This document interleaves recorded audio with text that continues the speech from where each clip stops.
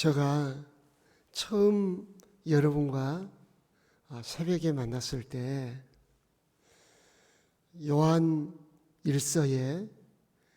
요한일서와 요한일서 주변에 있는 하나님 말씀과의 구조적 관계에 대해서 말씀드린 바 있습니다.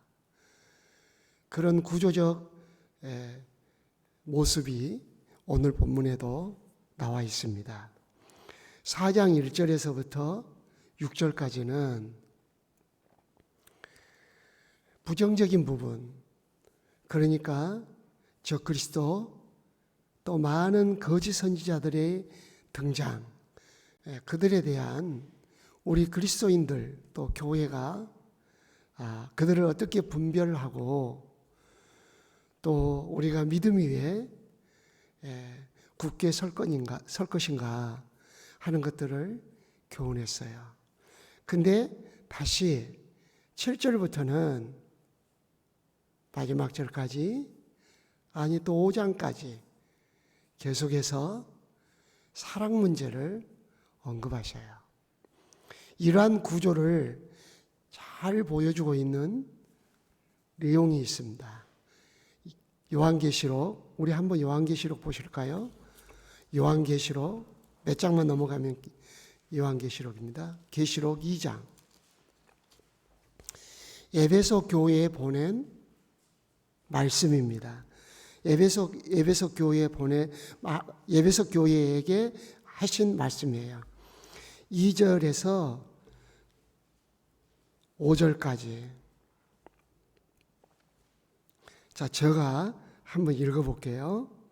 내가 내 행위와 수고와 내 인내를 알고 또 악한 자들을 용납하지 아니한 것과 자칭 사도라 하되 아닌 자들을 시험하여 그의 거짓된 것을 너가 드러낸 것과 또 너가 참고 내 이름을 위하여 견디고 게으르지 아니한 것을 아노라. 그러나 너를 책망할 것이 있나니 너의 처음 사랑을 버렸느니라. 그러므로 어디서 떨어졌는지를 생각하고 회개하여 처음 행위를 가지라. 만일 그리하지 아니하고 회개하지 아니하면 내가 내게 가서 내 촛대를 그 자리에서 옮기리라. 에베소 교회가 뭘 잘했어요? 악한 자들을 용납하지 아니한가, 자칭 사도라 하되 아닌 자들을 시험하여 그의 거짓된 것들을 드러내어 처리하는 것, 그런 걸 잘했어요. 근데 잘했다는 말씀은 없고 내 행위와 수고를, 내 인내를 안다, 그렇게 말씀을 하셨어요. 좀 칭찬을 많이 해주셨으면 좋겠는데, 이것은 주님의 의도가 있어요. 무엇을 강조하기 위해서입니까? 4절. 그러나 라는 부정적 접속사를 써가시면서 책망할 것이 있다, 강한 어조로 말씀하셨어요. 처음 사랑을 버렸다. 어디서 떨어졌는지를 생각해라. 여기는 아주 강한 어투로 회개해라. 처음 행위를 가지라. 회개 안 하면 내 촛대를 옮기겠다, 이 말씀을 하셨어요. 많은 적그리스도들이 출현을 합니다. 말세가 되면. 그리고 거짓 선지자들이 등장해서 성도들을 미혹합니다. 교회까지 침투해서 혼란스럽게 합니다. 당연히 그런 것들은 분별하고 교회에서 내쳐야 되고 또 그것들을 방비해야 합니다. 그러나 교회가 그런 것들보다 더 적극적으로 해야 할 것이 있습니다. 그것은 하나님의 사랑을 드러내는 겁니다.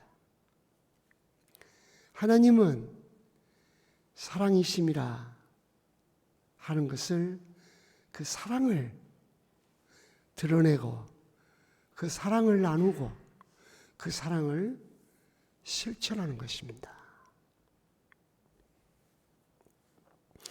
조금 이해하기 쉽게 적용을 해볼까요? 우리가 부부지간에도 마음에 안 든 것만 집중적으로 이야기를 해요.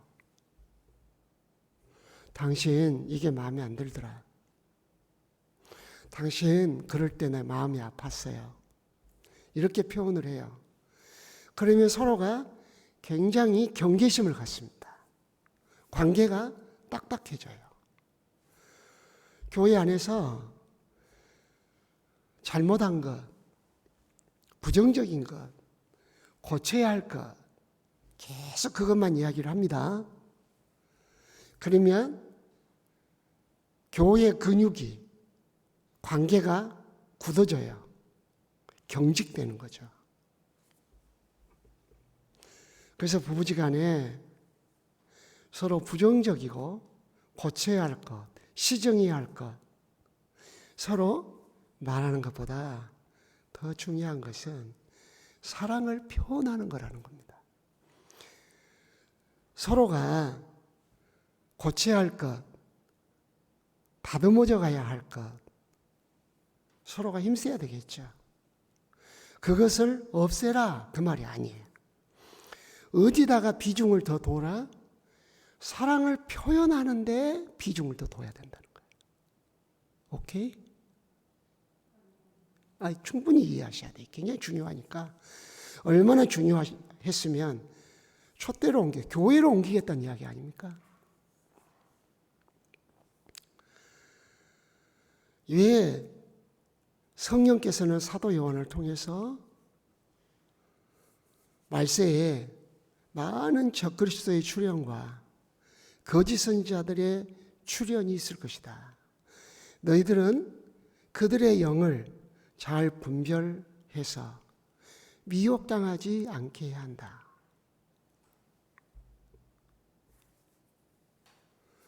그런 말씀을 하시고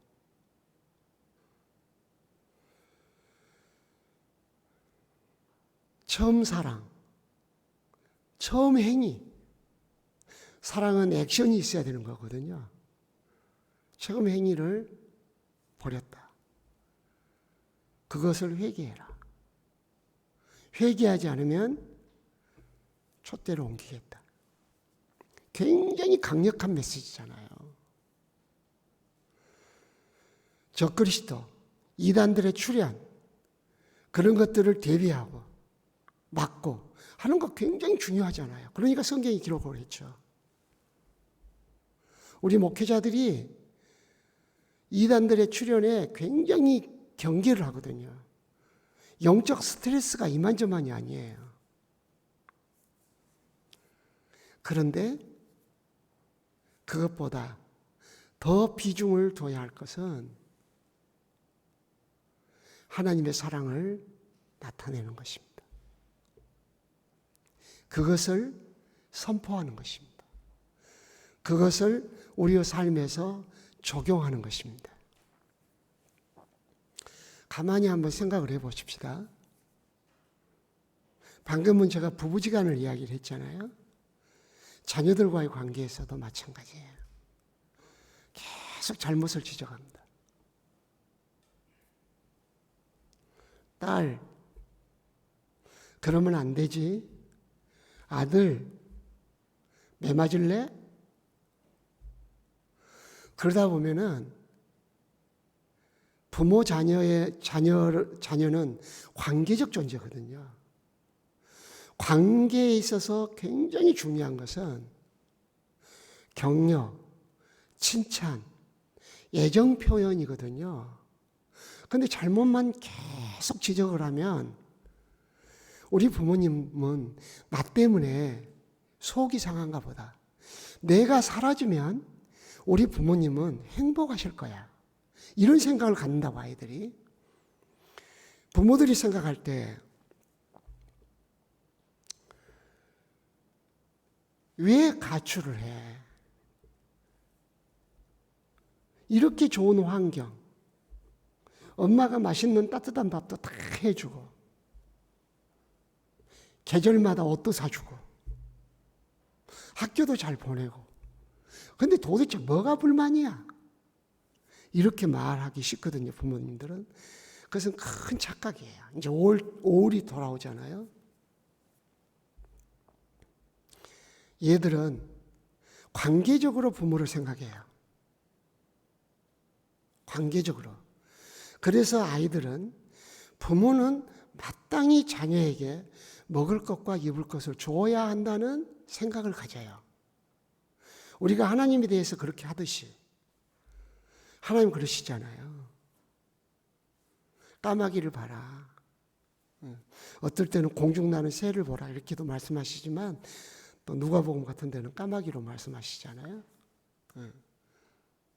농사도 안 짓고 창고도 안 짓지만은 하나님 먹이시지 않냐. 들의 꽃을 봐라. 직조도 안 하고 길쌈도 안 하지만 솔로몬의 영광보다 더 좋은 옷으로 입히지 않느냐. 하물며 너희 이을까 보냐.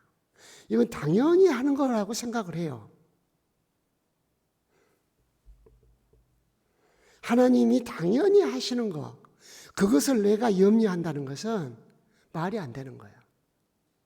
이거 하나님에 대한 엄청난 무시예요. 근데 우리의 그런 하나님에 대한 불신이 우리의 삶에도 나타나요. 그래서 그것을 공로로 생각을 해요. 엄마가 먹을 거 좋지, 입을 거 좋지. 저도 어렸을 때 그런 경험이 있는데, 저도 아이를 키우면서 해서는 안 되는 말에 대해서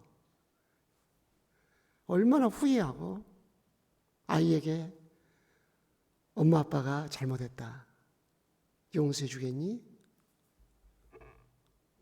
말 안 들으면 엄마 아빠가 사준 옷 다 벗고 나가. 발가벗고 어디로 가란 말이야.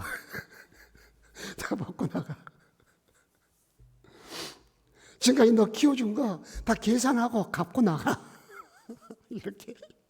그것은 부모가 마땅히 해줘야 되는 거거든요. 그 아이는 무엇을 가장 중히 여기냐면 관계를 중히 여기는 거거든요.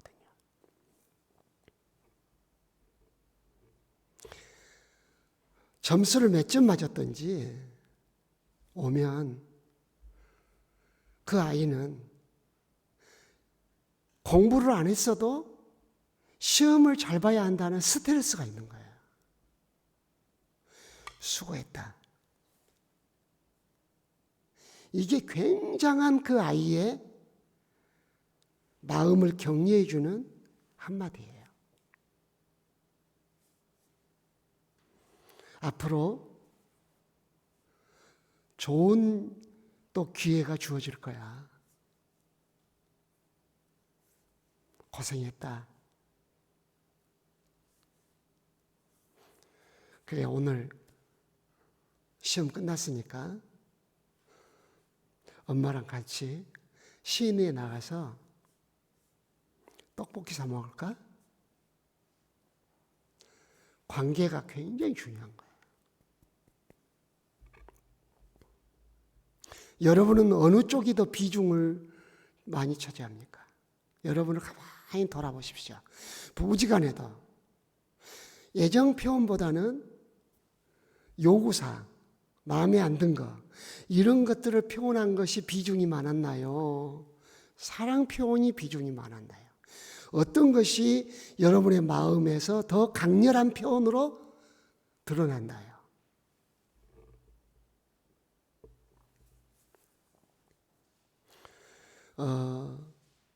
르네상스 산업혁명이 일어나면서 엄마들이 직업을 갖게 되는 애가 많아졌어요. 죄송합니다마는 저는 전업주부를 하도록 하는 것이 굉장히 지지하는 사람이거든요. 엄마가 집에 계신다는 것, 아내가 집에 있다고 하는 것은 그 가정의 따뜻함, 사랑, 그 어떤 물질로도 채울 수 없는 것들입니다.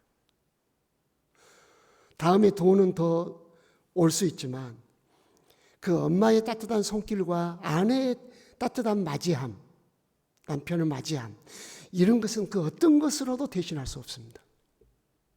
다음에 다 후회합니다. 자녀들 용돈 많이 주면 엄마 사랑할 거다. 천만에. 르네상스 이야기하다 말았는데요. 그때 유아교육이 발달됐습니다. 그래서 유아교육에 대한 것은 유럽 쪽이 훨씬 발달되어 있습니다. 그래서 저도 이제 그쪽 책들을 좀 보기도 하고 그런데 아침에 헤어질 때와 저녁에 만났을 때가 굉장히 중요합니다. 하루 종일 집에 안 있어도 저도 아이를 홈스쿨로 키웠습니다. 집에서 24시간 보는 거예요. 집에서 공부하는 거예요. 지금은 인강도 많죠. 인터넷 강의 같은 것도. 그러나 제가 아이를 홈스쿨 할 때는 그런 것도 없어요. 뭐 고작 해봤자 책 가지고 공부를 해야 되니까. 자기와의 싸움이죠. 굉장히 자녀와의 관계가 중요해요. 사랑 표현을 충분히 해야 돼요.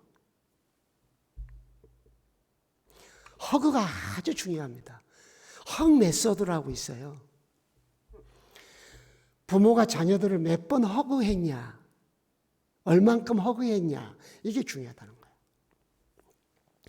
아이가 이렇게 아침에 엄마가 출근할 때 아이를 안습니다. 아이 키로 무릎을 꿇고 앉아요. 그래서 아이를 안습니다. 아주 이건 중요합니다. 아이의 머리만큼 나를 낮추는 거예요. 이게 허그를 해요. 꼭 껴안습니다. 형식적으로 껴안으시면 안 됩니다. 마음을 다하고 뜻을 다하고 성품을 다해서 하셔야 돼요. 아이들은 금방 압니다. 아내들도 알아요. 갈비뼈가 부러지도록 안다고 해서 남편이 나를 사랑하는 것보다 그러지 않아요. 살며시 안아도 마음을 다하고 뜻을 다해서 진정으로 안는지 안단 말이에요.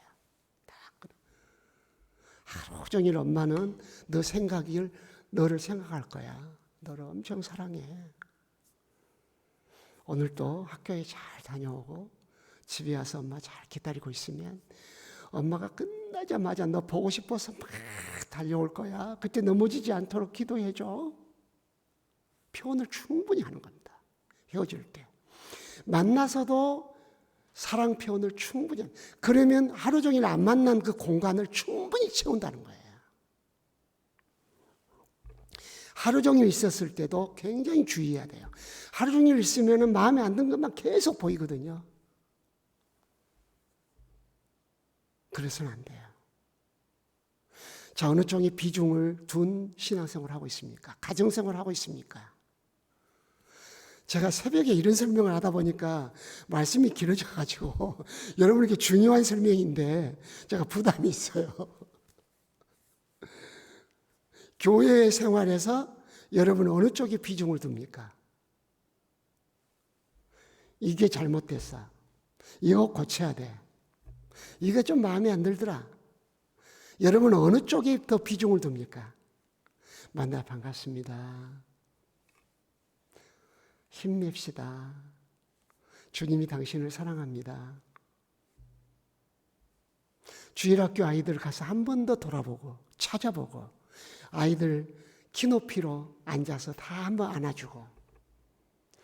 여러분 교회 생활에 어느 것을 비중을 더 둡니까? 계속 지적하는 거, 마음에 안 든 거 눈에 보여요. 우리 마음에 교만이 있는 거예요. 내가 심판자의 자리에 앉아 있는 거예요. 주님 뭐라 그랬어요? 내가 네 행위를 알고 있다. 나가 다 안다. 그러나 그것 가지고 교회가 세워지는 거 아니다.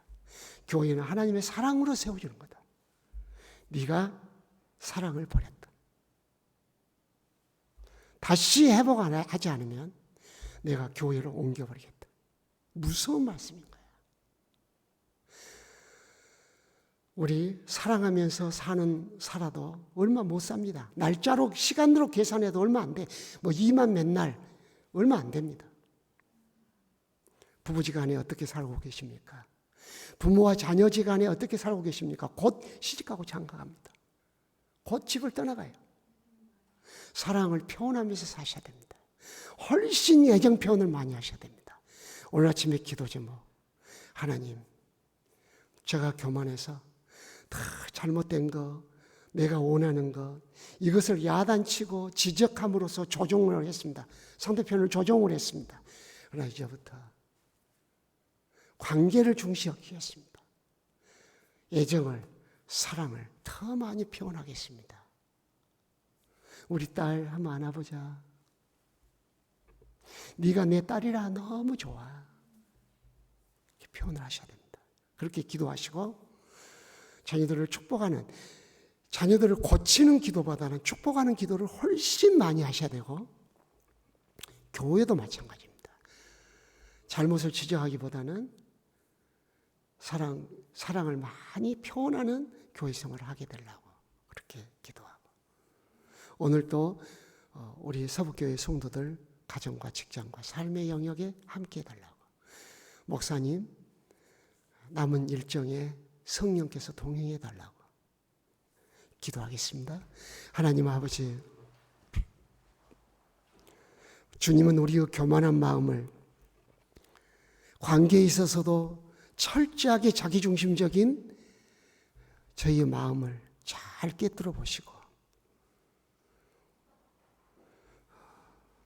부정적인 거, 다른 사람들의 잘못을 지적하는 거, 그런 것들을 중심으로 살아가는 우리들을 다 드러내 주시고, 관계 중심으로 사랑 표현을 하면서, 애정 표현을 하면서, 존중과 배려를 하면서 살 것을 말씀해 주시니 감사합니다. 아버지, 그렇게 살겠습니다. 성령으로 도와주옵소서.